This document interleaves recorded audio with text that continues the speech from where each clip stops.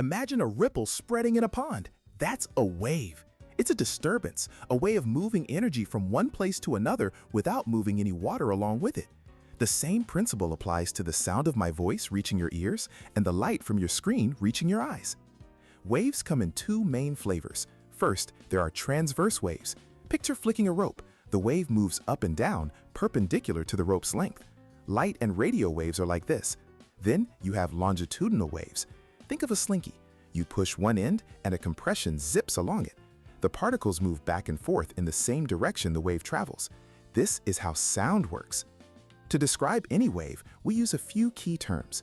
Wavelength is the distance from one peak to the next. Frequency is how many of those peaks pass by a point every second, measured in hertz.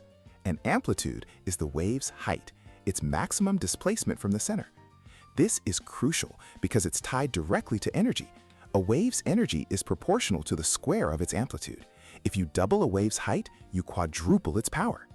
These three properties, speed, frequency, and wavelength, are all connected by one elegant formula. Wave speed equals frequency times wavelength, or V equals f lambda. This equation is universal. If a sound wave travels at 340 meters per second and has a frequency of 680 hertz, its wavelength must be half a meter. They are intrinsically linked.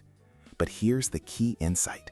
A wave's speed depends only on the medium it travels through.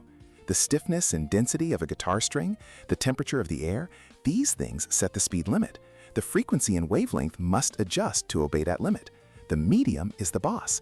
It's a fundamental rule that governs the behavior of every wave, from the smallest ripple to the grandest cosmic signal.